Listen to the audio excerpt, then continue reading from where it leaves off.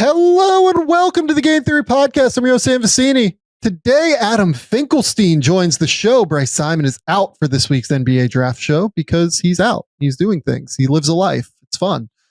We're going to talk about NBA draft prospects with Fink, and we're going to talk about what he's learned from some of the top prospects that he's evaluated forever on the high school circuit. We're going to talk about some surprises in the freshman class. We're going to talk about guys that he's really looking forward to scouting moving forward here throughout conference play that is rapidly approaching. We had some conference games this weekend, even in the Big Ten.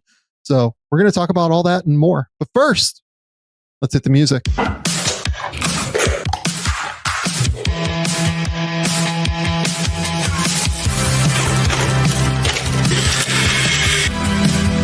do have a timeout. Decide not to use it. Way downtown. Bang! Bang! What is this going to be? Are you kidding me?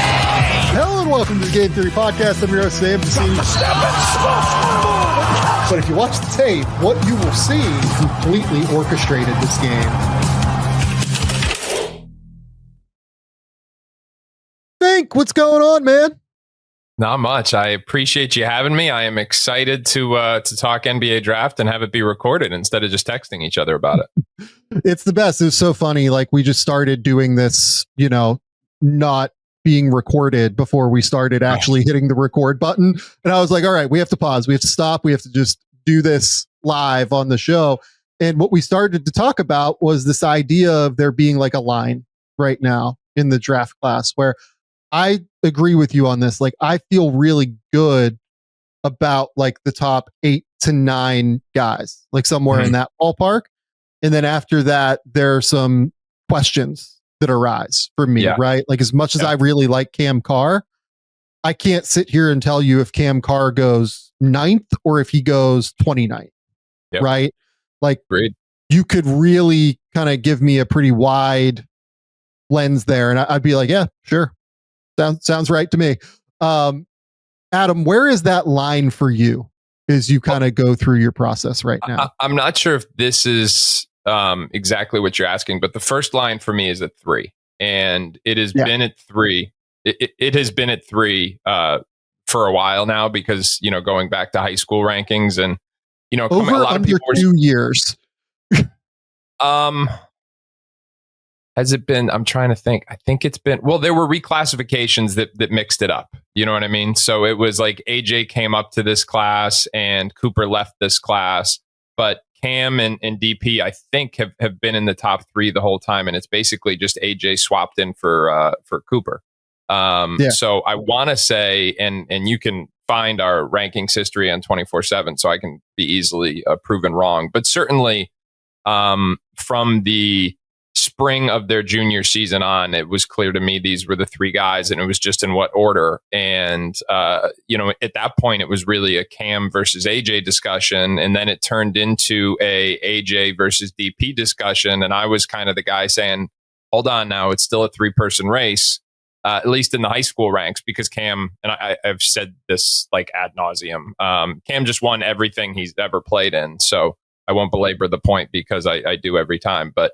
I don't know how Cam can't be in the discussion with them when he wins absolutely everything. So I think that's the first line for me, those 3. And then the next one, it's like, that one's evolved a little bit, but coming into the season, for me, it was Nate Ament and Michael Brown. I think obviously Caleb Wilson has played his way into that discussion. So if that's like, and then I think Kingston Flemings has played his way into that. And so it's like, I think it's about like 8, maybe 10, like Senak, maybe Yaxel, Sturts. But like after that, we do this thing. This one gets printed on 24/7 where I do who has a chance to go in the lottery. And I'm like, I'm having a hard time filling out those last 4 spots. And even the 10, like, I don't think those are guaranteed yet. So I still think there is a lot of potential movement here in the next, 6-7 months, as it should be, obviously. Yeah, like, so in the lottery of the most recent mock that I did, I had DP, Boozer, Dybantsa, Caleb Wilson. I would say I feel great about it. Like, all 4 of those guys are going in the lottery somewhere. Like, they're all 4 of those guys are probably going in the top 6 or 7. Caleb being the swing guy that could go 4, he could go 7. probably. Okay. I think, Agreed. If it goes crazy, right? Yep. Then you have Michael Brown, Nate Ament, Kingston Flemings. I feel pretty good that those guys will go in the lottery. I wouldn't lock it in like stone where like it's a certainty, but I think that they're going to go in the lottery. Like I think that they all probably go in the top 10, if I'm being honest. Yep. I think that's fair. I said something almost identical leading into Players Era on TV. Yeah. I was like, there's only 6 players right now in college basketball who should feel good about being lottery picks, and everything else is up for grabs. And in the 2 weeks since, Kingston has continued to perform. So I think that 7 is hugely fair. And then you have Koa Pete, who I think will probably go somewhere in the lottery. Again, almost certainly goes in the top 20, I would say. Mm-hmm. Like, I would be stunned if he fell out of the top 20. But is another guy that just wins. You know what I mean? Like, Cam is a guy that gets discussed as this like great winner, right? Well, nobody has more youth level gold medals than Koa Pete. They have the same. 4, don't they? I think Koa has one more. I think Koa played at one more event than what Cam did. That could be. Won 4 state titles at Perry. You know what I mean? Both did that. Yep. Same level on the AAU circuit is what Cam did, to be clear. But wait, say that again? Didn't win at the same level. Oh, okay. Right. Yep. Cam did, to be clear. But has always been a winner. Straight up. At the end of the day, you just kind of bet on that dude. Like, if you're in this crazy run here. But then after that, I mean, I've got Jaden Quaintance, Cam Carr, Braylon Mullins, Tommy Houck, LeBaron Philon, Hannes Steinbach. I'm not going to lie to you. I think the guy I feel most confident in right now is actually the guy I have 14th in Steinbach. Like, I think that guy is very likely to go in the top 20. So you don't have Senak in your lottery right now? I don't. I don't want this to be. I want people to subscribe and go read your mock. It's been out for like a week and a half now, so I feel okay talking about it now. Okay. Yeah. Interesting. Okay. Look, I mean, the feedback from teams, I'm intrigued by Senak. Like, I think from a tools perspective, there is no better bet among the bigs in this class than Senak. But he hasn't been very good yet. And that's not just this year, my friend. that has been the story. But it's, he can go win MVP of top 100 camp, and then he can not be very good for stretches. And then like what he played that game against, who was it? I can't remember. It might've been Lehigh, where he had like 23, like 10 rebounds, 2 assists, like 6 blocks or something. And you just go, oh, like nobody in the class can top this game. Like, I remember watching that game and I was just like, oh, this is totally different. Yeah, they won the EYBL Scholastic tournament last year. And I think that the Lehigh game, he played well in that tournament. But I was there calling the games. And my thought was that one of my big criticisms of him is that he makes the game and his individual offense in particular more complicated than it needs to be. And he just settles for a lot of low percentage shots. Candidly, and listen, who am I to critique Kelvin Sampson? Guy's a genius. I'm a schmuck, just to be clear.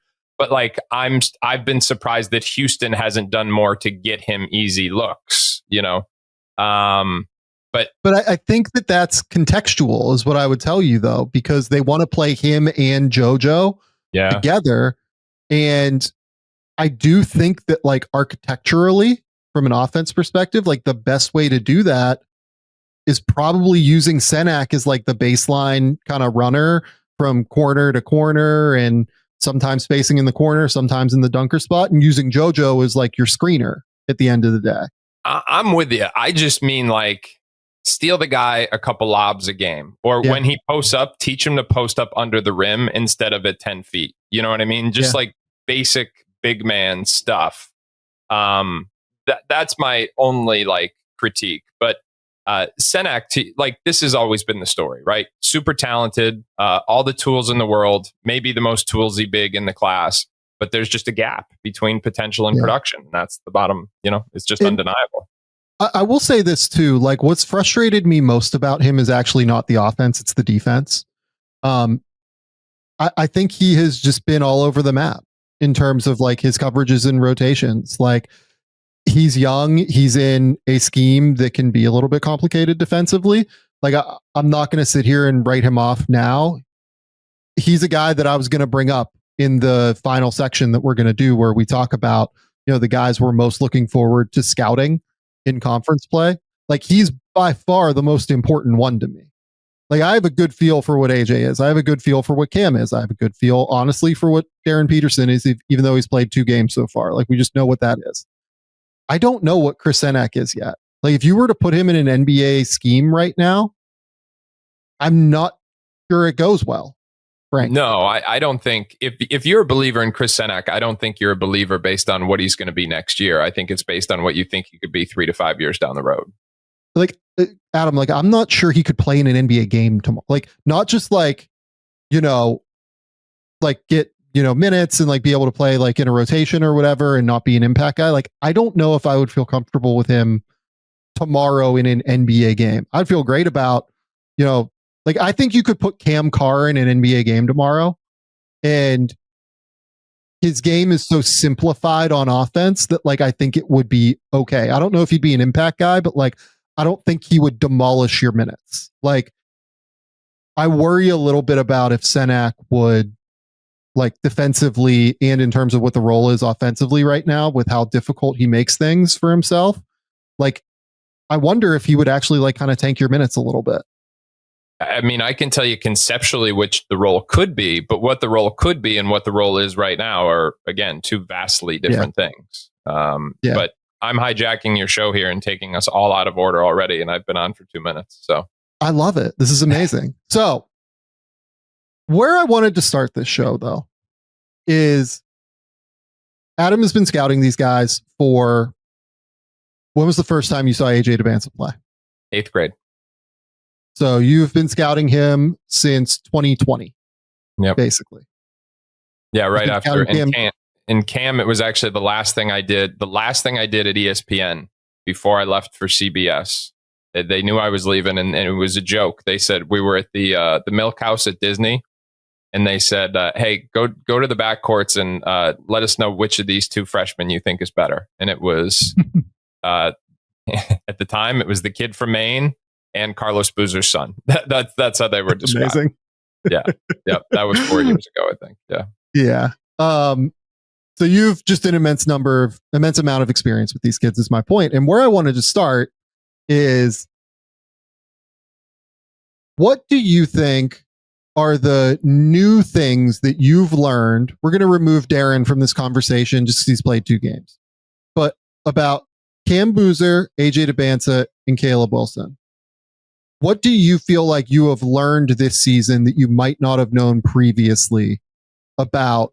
Let's start with Cam Boozer. Not a ton. I mean, from the standpoint of, I really thought he was going to be good. Like, yeah, I was never a Cam Boozer doubter, and that's not a humble brag, because I've gotten plenty wrong in this class already. But you didn't have him 5th in your mock draft after he's played 8 games of college basketball and averaged 20 and 10. Is that a Goodman shot? Listen, Goodman, don't tweet at me. I don't want to do it. We're friends. Okay. No, I did not. I've never had him outside the top 3 ever in anything. I will say this. He's had more. I did not expect him to go out and get 30 as consistently as he has. I think going into we're recording on a Sunday, going into the Saturday game against Michigan State, he had averaged 30 over the last 3 games. And I was on HQ doing a thing about like, how do you guard him? And I wasn't expecting the individual offense to pop at this level. I think that a lot of the concerns that have come up, like lift in the lane and stuff like that, that's nothing new. I had concerns about how dynamic a creator he was, and even though the individual offense has been from a counting stats perspective as good as it's been, I still have those concerns, quite frankly. I think there's been more progress and I don't have the numbers in front of me, but he shot it and had more gravity, like making some movement threes that have opened up some opportunities to attack closeouts and stuff like that. That's a little bit ahead of where I thought he would be. But again, I thought he was really good. I thought he would be able to adapt to college concepts on both ends of the floor really quickly. I thought he had just this overlap of strength and intelligence. I was also like, there were some people who were saying, oh, he's a 5. I was never on that train either. Like I was always okay with him defensively. I differentiated between, I had questions about like how well he would close out. I thought that was a little, there was room for improvement that way. But when he was set, I always thought he could move laterally. But the short answer to your question is he's put up better individual scoring numbers than I expected. But my long-term eval really hasn't changed too much through the first 5 or 6 weeks of the season. How about you, though?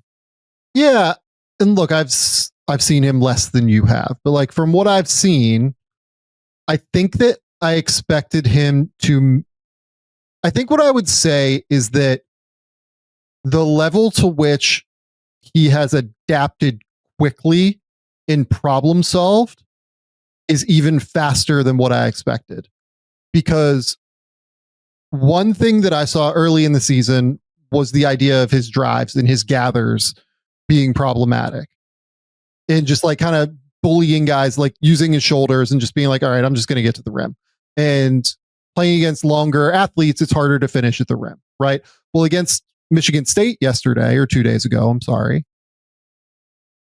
what we saw was that he would pretty consistently be able to actually get into like Euro steps and gathers. He had like a nasty one out of a ball screen where he like caught the ball, like kind of swept through, got to a spot at the elbow, and then Euro stepped like around Carson Cooper and then hit like a righty layup. And then he had another one where I was a little bit worried about like his left hand and finishing with his left hand through the first couple of games. I still think that's semi-fair. Yeah. I would agree. Yeah. But he had like a really nice lefty finish as well in that game too.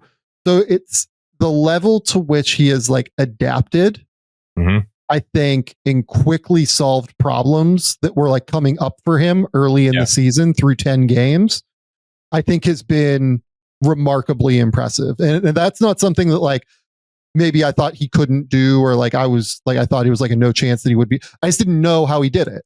You know what I mean? You knew he was smart, but he's even smarter than you thought. I think that's right. Yeah. And I'm fascinated to see where that goes moving forward. What about with AJ? With AJ, I would like to, my most pleasant surprise is that he has really evolved in terms of how he is drawing fouls. I understand the metrics, both in high school and in FIBA, were really encouraging in that regard. Like he got to the free throw line a lot, but he did it in a way in which he was like this free throw merchant who would totally sell out on contact and put the official in a position where if he was blowing the whistle, AJ was getting to the line. And if he didn't, it was a turnover. So it was this, it was like a guy who watched like the playful way to describe it is, he watched too many NBA highlights of guys who were 35 and couldn't blow by their man anymore. And what I really like about what he's done at BYU is he's gotten past that, and he's playing through contact and trying to get to the rim and trying to finish and still getting to the free throw line in high volume without being that free throw merchant. So I think there's been real maturation there. I also think there's been real maturation in his approach. I was very critical. Even, again, this is someone who is from Massachusetts. I'm from Connecticut. The first time I saw him was in 8th grade. Like, I told him the truth. I was like, I said this to him at McDonald's last year. I was like, dude, this isn't like a competition for you anymore. It's a show, and you got to like get past that. You know what I mean? Like, everything in his I thought he plateaued his senior year because it was more about a show and a performance and the theatrics of drawing calls and playing to the cameras and stuff like that. And I think that has evolved this year. I think he's gotten back to competing. So those, I think, are the two most positive steps that I have seen from him this year. And then there's still stuff that was there, like the shooting, concerned about. I think that I had hoped that he would become like a little bit more, and I don't want this to sound like I don't think he's a good passer, but he still like dribbles a lot. You know what I mean? Like Kevin Young, to his credit, has created a system where AJ can pound, pound, pound, pound. And because he's surrounded him with so much shooting, and it hasn't really forced him to evolve in a major way in that regard. And I was kind of hoping there would be like more quick decisions, you know? So that's something that I'm interested in following over the course of like the next 4 months here. Yeah, I would agree with that. I think that where I would answer this is that I thought he was actually showing real improvement on defense at the U19s, and like was rotating well within scheme by and large. Like there were some mistakes, but like, look, teenagers make mistakes. You know, like I'm not overly precious about those moments, right? I think that has regressed with AJ at BYU in a real way. He has missed a ton of box outs, a ton of like actual, just like full scale, like defensive rotations. Like there are times where he doesn't tag all the time. Like he misses like help weak side rotations to the rim. That's where I would like to see like his improvement throughout the course of the year is there. Like, I guess that I thought he was this incredible straight line driver. Like we've seen, I thought we saw some improvement this summer in terms of his ability to draw fouls, like in a way that wasn't putting that kind of pressure on officials, like you said, which I think is dead on from like the Utah prep tape and everything. But I do think that, look, I still think he's a top 3 prospect in the class. Like I'm absolutely taking him at 3rd if he's on the board at 3. Like I'm not making any case otherwise, but I think that the defensive regression has been a bit of a concern for me. You're concerned about defensive processing, it sounds like. I am. Yeah, I am. And I think that's fair. My only like caveat for that is like, I think this is again somewhat what I would offer for context is that I'm not sure, with the exception of his junior, and it's convoluted because he reclassified, but with the exception of that year of prolific, I'm not sure he's ever been in a situation before where anyone has ever used the word tag, you know, like, and so I think and even USA basketball, where obviously they were well coached, that defensive system was simplified. There wasn't, I think there were like I was in that training camp. I think there were 3 coverages max, and it wasn't. I'm not sure how much of it was being called on the fly. Like it wasn't. It was simplified to a college system. So I guess my point is that what he's being asked to do right now defensively, I think, is unprecedented for him. I think everything you said is fair. My hope is that like as he does more and more of it, he'll just start to adapt a little bit better.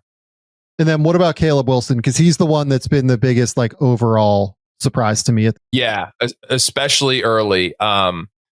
Caleb Wilson in high school was not an offensive alpha. In fact, I remember just before he announced, he came on our show on CBS and he said like, and I take it very seriously when kids come on camera with us to like protect the kids. Like if I'm just talking about, I'm going to be honest, but if they're on our show and we're talking, like I do not want that kid to hurt himself. And he said something to like, I'm paraphrasing, but I know I'm going to be the man at North Carolina. And I cringed and I was like, oh man, don't do that, because he hadn't been the man, like he had made an EYBL switch to go play with the Knight Riders, which was Cam Boozer's team, because it wasn't going well for him trying to be the man somewhere else.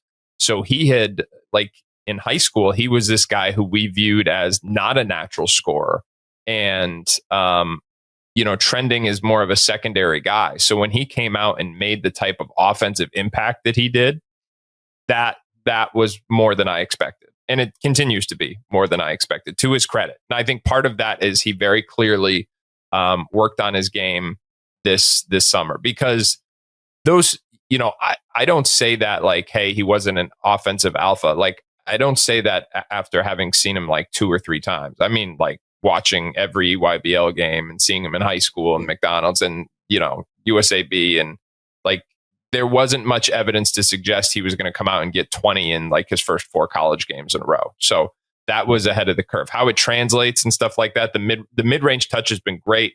how it translates and stuff like that's probably a more nuanced, longer conversation. But his individual offense has certainly exceeded my expectations. And I also say that understanding like the non-dunk rate around the rim has been bad and stuff like that. But even with all that, individual offense has been better than I expected.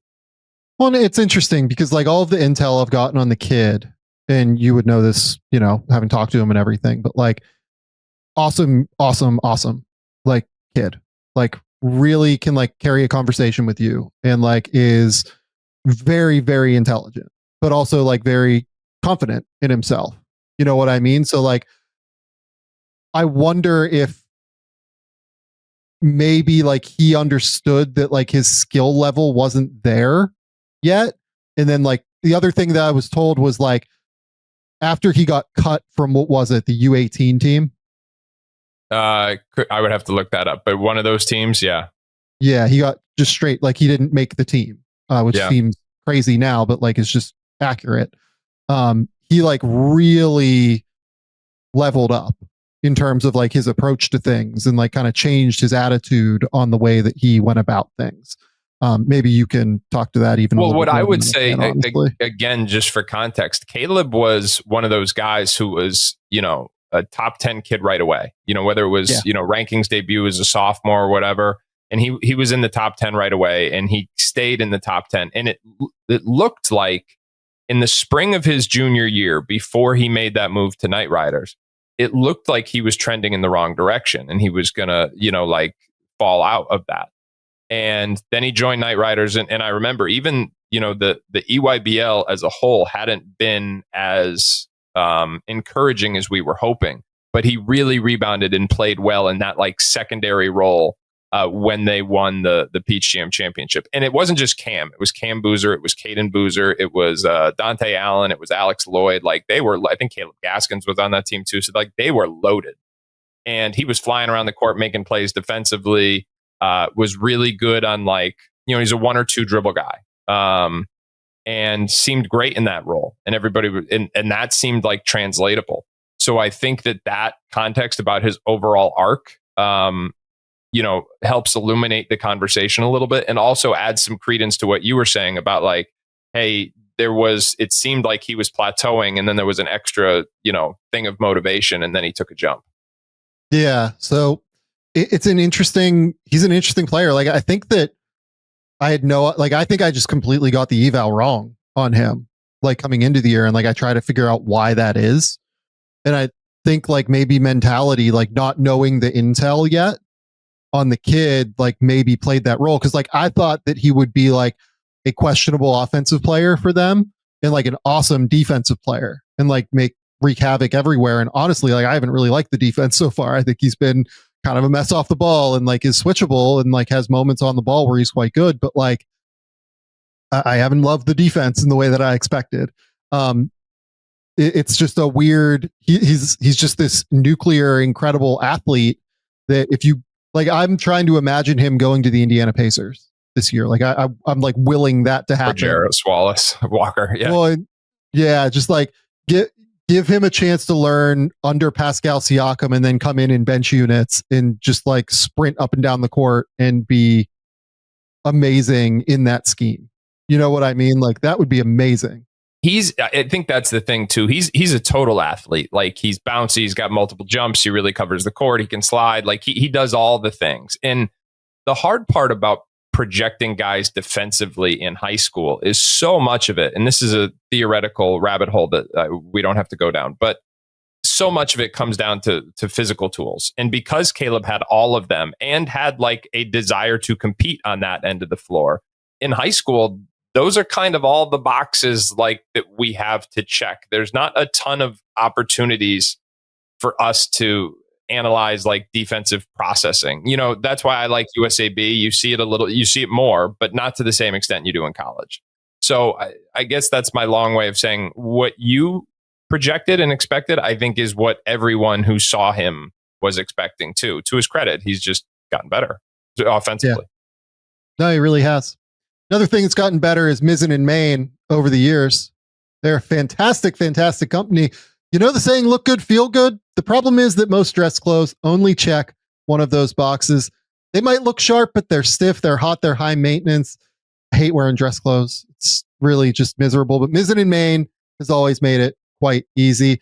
They make classic menswear with performance fabrics, so it's effortless to look sharp and feel great. Mizzen Main actually invented the performance fabric dress shirt over 10 years ago, and since then they've perfected it with modern fabrics. Like I said, have gotten better with age. It's timeless style you can invest in once and enjoy for years. That's why thousands of guys swear by Mizzen Main when they want to look great without the hassle. Right now, Mizzen Main is offering our listeners 20% off your first purchase at mizzenandmain.com, promo code GAME20. That's Mizzen spelled Mizzen and Main, MAIN.com, promo code GAME20 for 20% off. Mizzenandmain.com, promo code GAME20. And if you'd rather shop in person, you can find Mizzen and Main stores in select states. Okay, Adam, the second thing on our agenda here. The freshmen who have surprised you, the guys who have entered this class and have kind of, I don't want to say come out of nowhere, but been guys that maybe you didn't expect to be potential one and dones, or you thought might be 4-year guys and they look like they might be 1 or 2 year guys, right? And I think the guy that I want to start with is Amari Allen at Alabama, because he's a guy that like I had no real experience with coming into this year. And I'm just like fascinated to learn kind of where you were on Amari coming into the year. The way that he thinks the game and the way that he has fit within this scheme in Alabama has just been absolutely spectacular. Like you can look at the numbers and, just stats overall. He's averaging 10.9 points, 7.4 rebounds, 3.6 assists versus only 1.4 turnovers, shooting 48, 40, 65. I'm interested to see where the jump shot settles throughout the course of the year. I'm not quite convinced he's a 40% 3-point shooter, but he crashes the glass. He's super impactful on defense. He makes good decisions. Like he is 6'8". He is, 210. I don't know. What are we, something in that ballpark? Like has a frame. Yeah. Has a frame that looks like it could play in the NBA, tomorrow potentially. What was Amari Allen in high school, and what has changed, I guess, that has made him somebody that scouts are really interested in now? He was another guy who was identified really early and had an early reputation. Did a couple of years at IMG Academy, like played in and then was similar to that Caleb Wilson discussion, like seemed to be plateauing. Like there was a dialogue about like, hey, he's not really everything we thought until his final summer when he played on the 3SSB circuit. All of a sudden, he played with Kevon Looney's team, I think, which is like KL Power 5. And both the metrics and the eye test there were really, really encouraging. So it was like a different experience for him. And then he was like largely unseen as a senior because I think he had gone back to like his hometown high school in Wisconsin. So I don't want to call it the Con Kneppel story, but it's just sometimes it's hard, Sam, when like those guys go to their local high schools. If those local high schools don't play, not even a national schedule, but if they don't play 100%. Like a national event or two, they go under the radar. So it's hard to know like whether what you saw in the grassroots circuit is real and a sign of things to come, or whether it was a flash in the pan. I will say, like the Braylon Mullins of it all. Like I remember talking to someone about Braylon. They were like, he played one Division I high school player like his entire high school senior season in Luke Artel, and then probably some D2 guys that will play, but like that's it throughout his high school year. So like nobody even really saw him as a senior all that often in high school. But he was at least still like McDonald's and all that. Like Con, the reason why Con wasn't the 10-second story is because his team, he was the leading scorer in the EYBL. I think the last session 4 was in Memphis in May of that year. Everyone was supposed to go to Peach Jam. His team declined to attend. So no one saw him after May of his junior season. Then he goes back to his local high school, never played any national events. So no one saw that I'm in charge of, rankings. Didn't see him live because he didn't make McDonald's, I would argue, because no one saw him. And so like we went over a year without a live eval, which is very unusual. Braylon, we at least got to see in those games and stuff, and at Wooten Camp and stuff like that. Amari was more similar to Khan in that he was just like hard to find, but there was this big data point of that 3 SSB season where he was really, really good. And the other thing I would tell you is that the intel out of Alabama, like right away, was like, oh, this guy's good. And I also want to give credit where credit is due. My colleague Eric Bossi was like really enthusiastic about Amari. And again, early rep, older for his class, like he had some typical red flags. But I think relative to the industry, we were pretty high on him. In retrospect, not quite high enough. But that's a big reason was because Bossi saw that growth, having tracked him since he was an underclassman. Yeah, I mean, their effective field goal percentage goes up by 4 when he's on the court. Like free throw rate goes up by 13 when he's on the court. Defensively, they give up 4.5 fewer points per 100 possessions when he's on the court. He's played the second most minutes on this Alabama team, despite coming off of the bench. That's why, I don't really care if he comes off the bench as long as he's playing real minutes, right? It's like him and Philon are they're the only 2 guys that have played over 200 minutes on Alabama's roster to this point. He looks like the pop-up guy to me, or it looks like he might be one of the pop-up guys to this point. So we had him at what, like we had him at 62, and forgive me, I'm a competitive psycho, but just seeing where everybody else had him. We had him at 62. I think Rivals had him at 74, and ESPN didn't have him ranked. So he's been good, but he's been better than expected. Who are some of the other freshmen that have in some way like surprised you? It's Kingston Flemings. It's Kingston Flemings. And we had him top 20.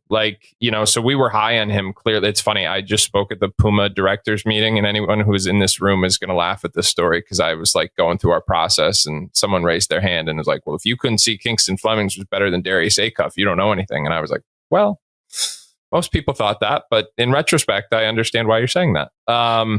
The thing with Kingston that I will tell you is I had more concerns about his shooting than any other guard in the class. And I mean that very literally. And for him to shoot the ball the way he is right now for Houston is beyond my wildest expectation. I mean, he's shooting 56% from the 3-point line. That's absurd. I don't expect that to be sustainable. But I didn't expect him to, like, hand in the air, I didn't think he would shoot 36% from the 3-point line. I was wrong. My fault. I will say this. I think our process was sound, but the outcome just wasn't. Like, I watched him play live during the high school season. I did get to see him play live during the high school season, USA basketball, and just mechanically, it's still not great right now, but it looked broken as a senior. And he's been way better in that regard. The other thing that is way better than I could have anticipated, and I say this having watched him live at Houston, he's got like an it factor about him, which I didn't fully appreciate until I saw them live. Like there is a gravitas, if that's the right word. Like, no, I'm the sure dude, and it's a dynamic that it seems like everyone else on the team also acknowledges. There's just, there's something there, like from an alpha standpoint. Candidly, maybe this is confirmation bias. I'm very curious to see where the shooting ends up. But regardless of what it does, he's better than I thought, to his credit. And there is there's that person beyond the shooting, because everybody knew he was a great athlete. There is that just alpha in him that I don't think, that certainly I didn't fully appreciate. And I thought he was a top 20 guy. So, now he's a top 10 guy. I think what I'm most interested in watching with him moving forward is I think Houston does an amazing job of putting him in like incredible positions because they have Uzan out there as well. And I feel like a lot of the time with Flemings, and I don't say this is a slight, I say this is like, it's something I want to learn more about. It is, he's getting the ball off of like transition opportunities where he can get downhill, or he's getting the ball, setting up off the ball, attacking a closeout, getting to the rim, or like stampede cut, gets to the basket. You know, I think that they have made it as easy as possible on him in a way that I commend like Kelvin Sampson, Kellen Sampson, like everybody on that staff. Like I think that they've done a really, really good job of weaponizing what makes him so special, which is his athleticism and speed, right? What I'm most interested in learning as we go through the year is where do the ball screen reads settle? Because I feel like he has, and I've mentioned this on previous shows, but like he has this tendency to like kind of jump pass a little bit and like get himself like up in the air and then like try to make decisions off of that. And he hasn't quite regulated it yet, I guess is what I would say. He is so skilled and gifted, and he very clearly has vision to where he's 100% to me, like going to go somewhere in the top 12 picks of this draft. Like I'd be stunned if he didn't end up going there. I just wonder how long it will take to regulate that. Like there are, you know, videos that you can watch of him where like, I look at him and I go, he looks like a slightly less athletic Derrick Rose, like in the way that he attacks the rim. Like it's not that level of explosiveness. Like he doesn't have that, but like the way that he attacks the rim, like it looks mechanically like similar somehow to me in my head. Derek was like a totally, I'm not saying no, I understand this, like he is. And I know you're caveating it for the people who are like lighting up social media now. So everybody relax, but yeah. Yeah. Like, but just like the way that he attacks the rim fearlessly, like eyes on the rim, real burst, real lift. Like it's not Derrick Rose in terms of burst and lift, but like he's pretty real in those regards. Like he's a special athlete in a lot of ways that I'm excited to kind of track moving forward. Well, to your point, you know, they play slow. You know, Houston plays slow, and that guy's a paint touch whenever he wants to. And I also think, to your point, the roster construction fit with Uzan, who's also got on-off versatility and is content to like do either one. You know, to have that veteran who can take the on-ball volume if needed, but will also let you rock out. Like when you say I'm the man, to not have any jealousy from that senior, that's a very unique thing, or rare thing is perhaps the better word. But yeah, so I think the fit has been great. The other thing I would add though is I think he's been better. Like if you talk to the guys at Houston, they're surprised at how good he is so quick. Like, you know, so sometimes, like I said, with Caleb Wilson or with Kingston Flemings, like everyone's surprised that it's been this, you know, and yeah, Kingston, I think, is one of those guys where everyone, I think, he's better quicker than anyone expected. Yeah, no, he's been highly, highly impressive. Is there anybody else? I mean, I'm sure there are others, but who else has surprised you?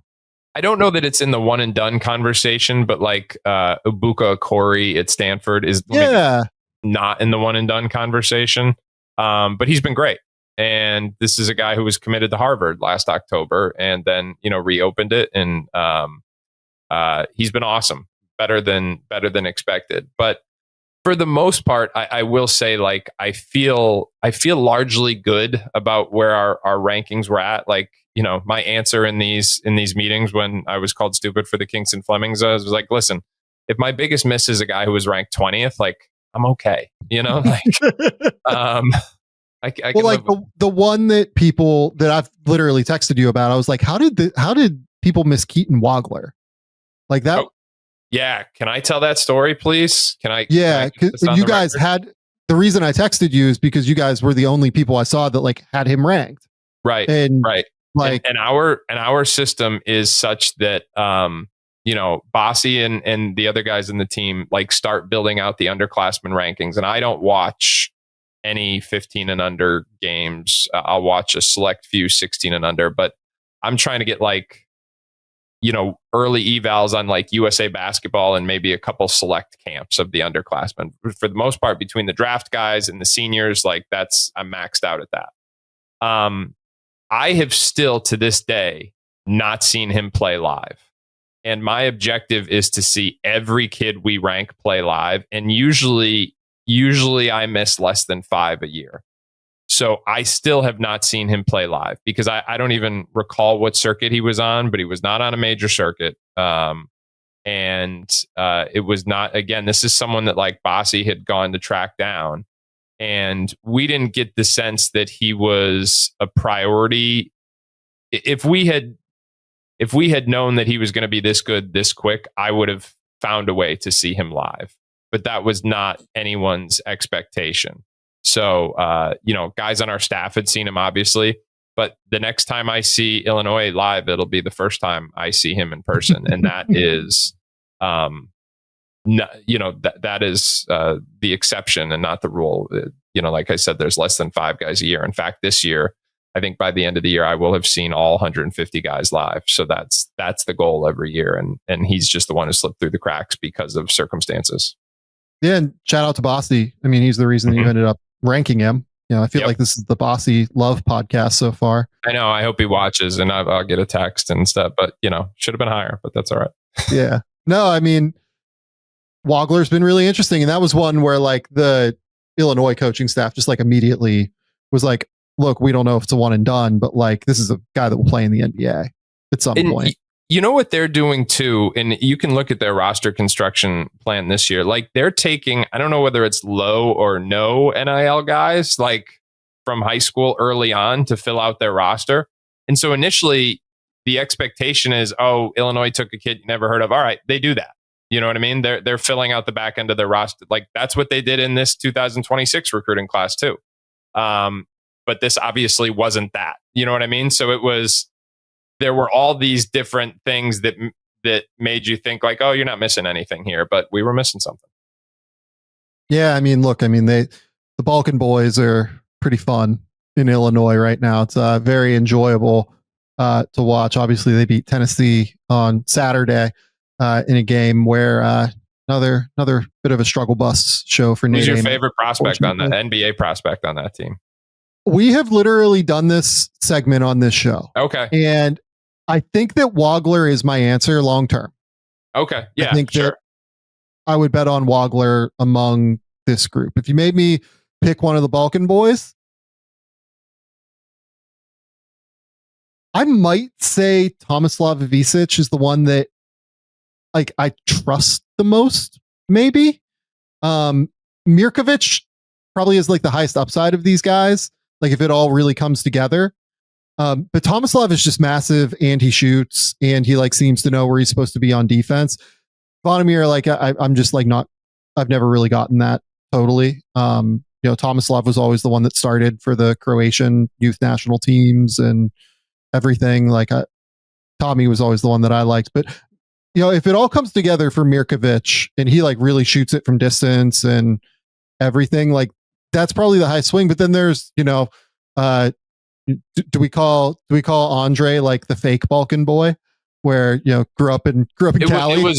It was a rough week for. I just looked this up because I was like, oh yeah, he had a bad week, right? And I was like, oh, he had a really bad week. I had 3 against UConn and 5 against Tennessee. But you know what I will say though about Andre in the Tennessee game, it felt like he literally went up to Brad and was like, I want the Nate Ament matchup. And like I thought he did a pretty good job on defense against Nate. Like, yeah, I respected that a lot, actually, even though he didn't play well on offense and everything. Yeah, but I'm not gonna speak about Nate at the 3 just for my own. It's a bizarre. Anyway, we've both had those conversations. Fair enough. Yeah. Let's go to the final thing I wanted to talk about here. Okay. So every year we get through the non-conference slate, guys rise, guys emerge. There are still guys that you have questions about though, right? In that vein, who are the players you're most looking forward to scouting in conference play whenever that comes around? Because conference play, it feels like scouting reports are just like a little bit more locked in because teams play these coaches over and over again. They understand what teams are trying to do scheme wise. It gives you a bit more of a chance to, see these players night after night after night with no break against elite competition. And this year, particularly, that's the case because, I didn't even ask you like who your favorite mid-major prospect is right now. Like there just aren't many of them. Thank you for not asking me that. Yeah, there just aren't many of them this year. Like, I don't think I have one here. I don't have one in my top 30. I definitely don't have one in my top 30. Like you can, there are some names out there, but like it's pretty tough to find. So I'll ask this. Who are the players you're most looking forward to scouting in conference play in order to get a better feel for what they are as draft prospects? I think the first one, we already talked about Senak, and Jaden Quaintance is obvious because he hasn't played, right? So let's those are the disclaimers. Bennett Sturts to me is one that, although he's been around plenty and we've watched him, like I want to see what he looks like, continue to see what he looks like against high level competition. And number one for me, for what it's worth on this list. And I won't belabor this point because I know you guys have talked about it.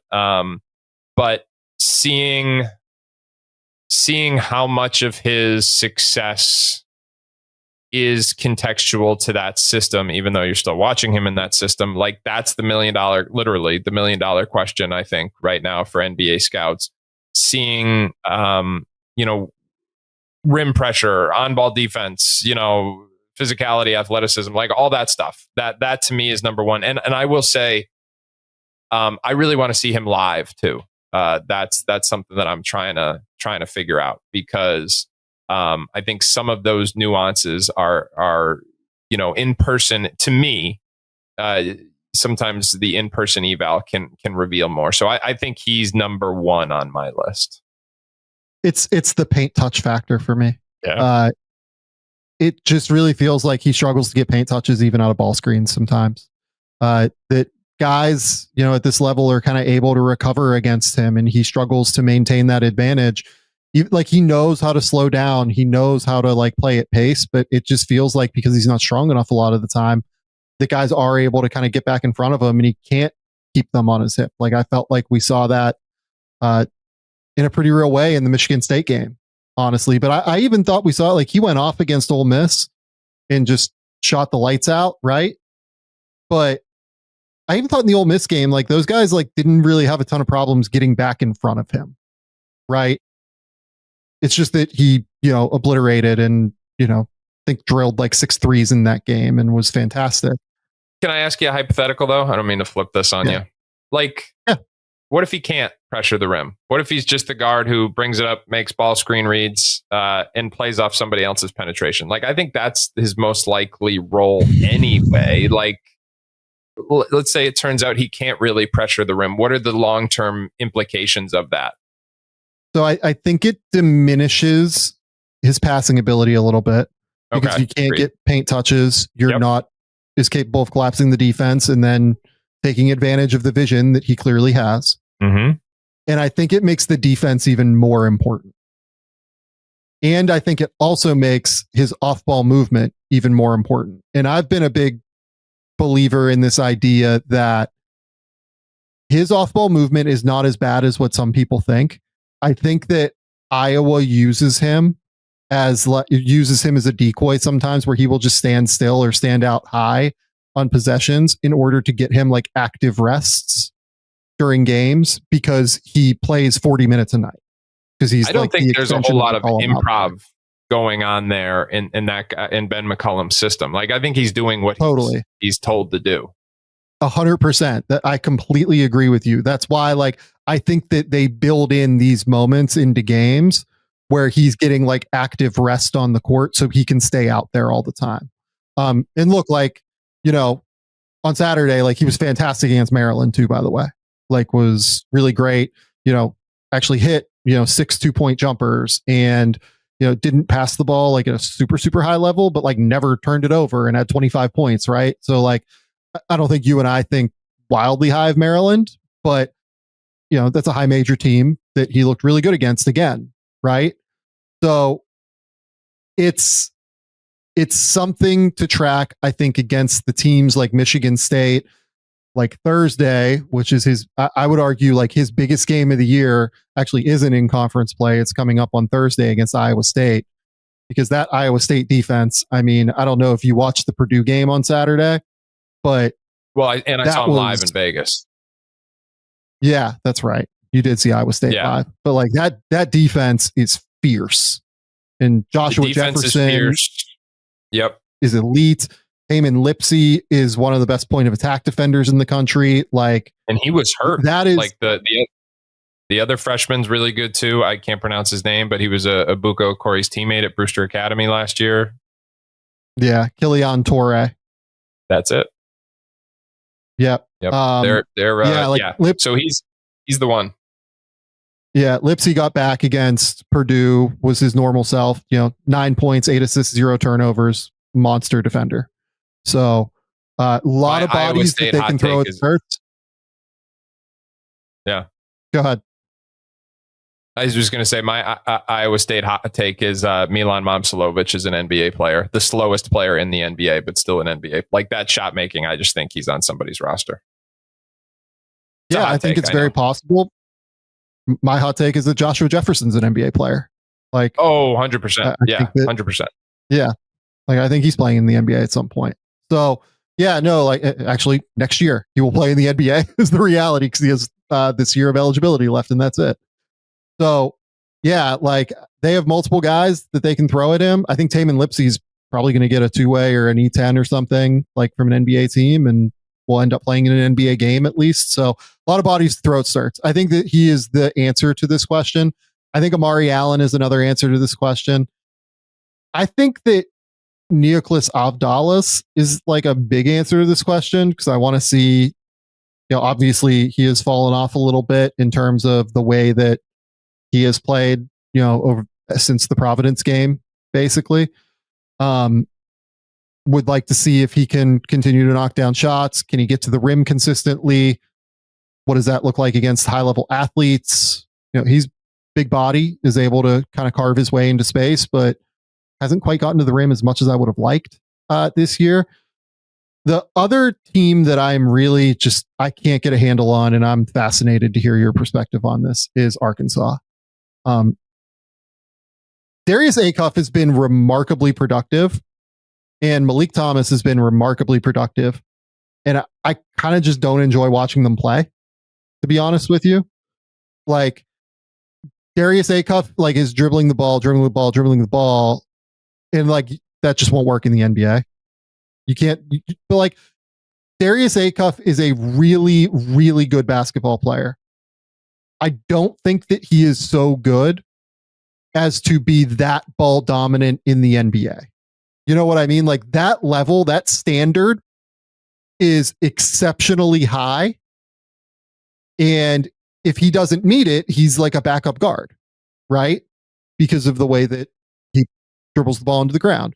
And then Malik Thomas, like, it's very like Jamal Crawford-y, where like he doesn't know where to go on defense and is like a monster shot maker and jacks the ball like crazy, but is immensely skilled and like very talented. So that's a team where like I am really fascinated. I'm going to have to watch more of them, even though they frustrate me, because I need to get a better handle on those two, I think, and understand where they are. Yeah. And Darius is the one where, like, right now it looks, I was a little high on him last year, and I probably was, but what I will tell you is there was, that same quality I was talking about with Kingston.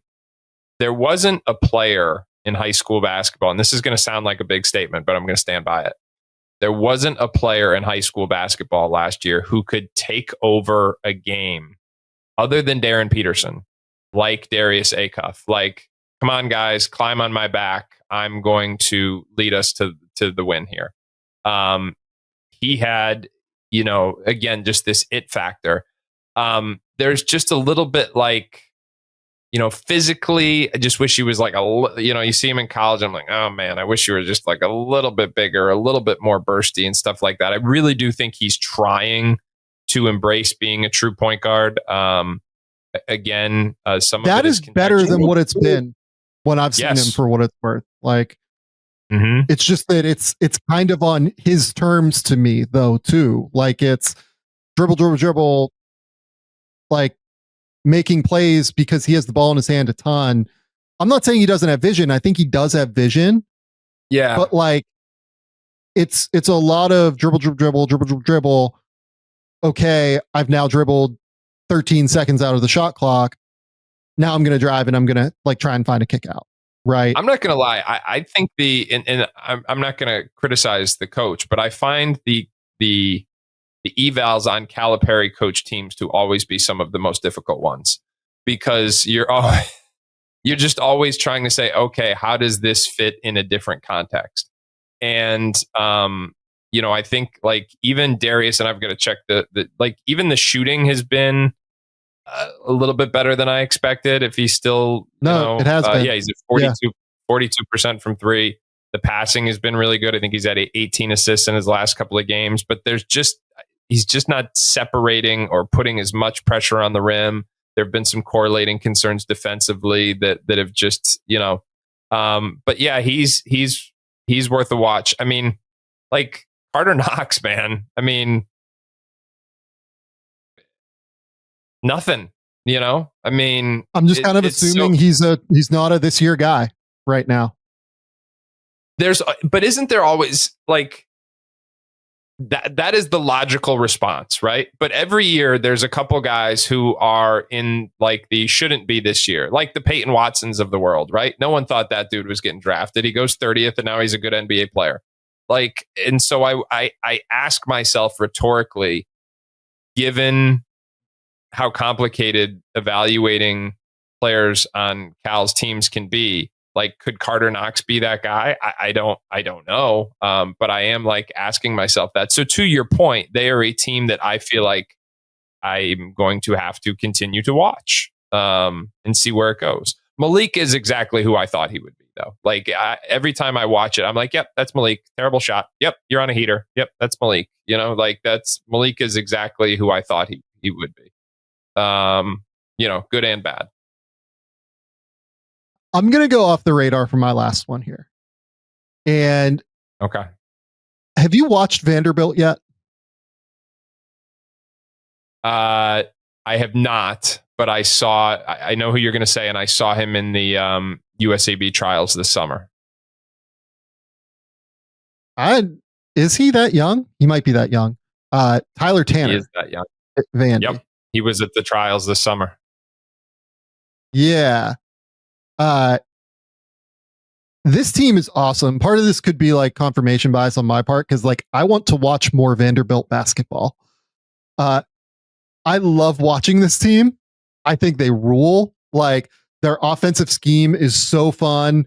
They play up and down. They always find great shots. Their, spacing is immaculate between Duke Miles and Tyler Nickel. And then like, even McLaughlin and Okereke can like shoot a little bit. And then they have Tyler Harris, the kid that was, in Portland and Washington the last couple of years. And like he steps away and shoots. And like they can go, 5 around 1, 5 around none. They can go 4 around 1 with Jalen Washington. But like Tyler Tanner is the one that is like stirring the drink constantly to me.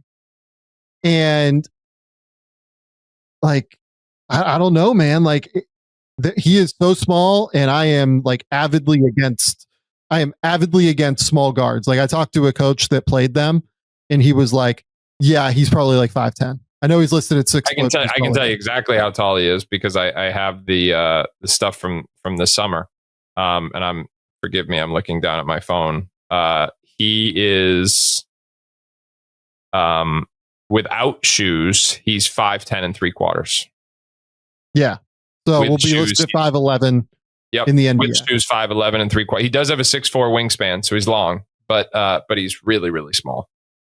And you know what though? Like, I know he's listed at like 175 pounds. He feels like kind of strong too. Like I talked to like, again, like a coach that played them, and he was like, yeah, like we have a bigger guard, and like Tyler just like got right up underneath him, and like he wasn't really able to go like our guard wasn't really able to go anywhere. Like he would try to like move through him, and his chest was quite powerful to like be able to like deal with that. So he processes it, he passes at a high level, like he is shooting the cover off of the ball right now. I don't like small guards. I think he's probably not a 2026 guy. But man, like I keep coming back to him, and I'm like not like he might be like a rule breaker for me. I'm kind of wondering if he's if he's an exception to the rule in terms of like being a smaller guard that I end up liking. Well, my thing would be just like, hey, young man, and everything you said is fair, but like you'll make more money in college than you will in the NBA for the next 2 years. I think is very, very likely at your size, you know? So I will give you I'll end on this. My team to watch, because to me, it's like guys that don't have a buzz yet. You know what I mean? So I'm not going to talk about Wagler because we already mentioned him, but he's certainly one. I'm interested in seeing Cincinnati, and a guy that I'm just more intrigued by than most, I think, is Mustafa Dam. Yeah, mispronouncing his name, but tremendous size, 7'2", real length. I think he's got a 7'6" wingspan. You know, he can run, he can block shots. He started to make threes last year at UCF in what was kind of like a wild schematic thing, but still, like it was enough to be intriguing. And one of the things that I notice every year when we go back and see like who actually sticks in the league, who's a surprise, and it's trending more and more, this like size matters, and it matters more now than it did last year. And every year it seems like both in college and in the NBA, we're trending back towards the value on size. And so he's far from a finished product. He's actually hasn't been as good as I hoped to start the season. But he's someone that I continue to be interested in tracking. Yeah, like I'm intrigued. He's a little bit heavier and thicker than like what you think. Like he's listed at 250, and like he's like a bigger body. He does have a bit of the high hips thing that often worries me with these guys. Like I just don't love bigs with high hips. I think it's just very, very hard to anchor your position. And, I think it's, why last year he had a 14% defensive rebounding rate. This year, the defensive rebounding has been better, but like it's been better because he had 10 rebounds against NJIT. He had 7 against Louisville. I don't want to like sit here and, totally crush it. He hasn't been, don't get me wrong. He hasn't been good. I'm just on like the who could be good. Like where might there be something that we haven't seen yet? You know what I mean? Like that's where I'm coming from. Yeah, it's your like show. That, you can tell me I'm that wrong. Cincinnati. No. Like I think he's an interesting player. Like the Cincinnati team in general, like that team should be way better than it is, right? Like that's the reality. Even Sean Abayev is an interesting one to watch. Yeah, and like Baba Miller remains somewhat interesting. You know what I mean? Like there are guys on that team that are worth tracking, and they're 6-4, and like I don't know, or 6-3. I'm sorry, but like they lost to Xavier, and like I watched the Xavier Iowa game, and I did not come away particularly impressed with Xavier. I guess that they did beat West Virginia as well, which is good, but like that's a low end, high major team. No arguments on anything you're saying. I'm not saying they're playing well. I'm not saying he's played well. In fact, I acknowledge he's been bad. Disappointing is a better word, but not bad enough that I'm going to like write him off yet. Just at 7'2". This is more about what he showed last year. You know what I mean? That like, let's just see. Somebody gave me a great piece of advice once, and it was like, go find the teams that are disappointing and ask yourself in a different context, which of those guys could be better. So I think that kind of like it's that line of thinking that leads me to just wanting to continue to follow it, to see if there's more signs. The last team I'll call out is actually a team that plays Cincinnati, I think later this week. I feel like Georgia is the team that has probably gone like the most under the radar of the 8-1 high major teams that like might be okay. Obviously Cannon Catchings is there. Somto Surreal is there. Am I like Jake Wilkins is like the actual player to watch here, to be clear. Like Adam is 100% right. Jake Wilkins is probably going to be in college next year though. Like he's a guy like that will probably be a 2027, maybe a 2028. There's very clearly talent there though. And like athleticism, like crazy. Blue Kane has been interesting to me. Am I crazy? I saw him on somebody else's board the other day. He's not on my board. And I, hand in the air, call me lazy. I haven't really dug into the Blue Kane tape yet. So like, tell me why you're intrigued.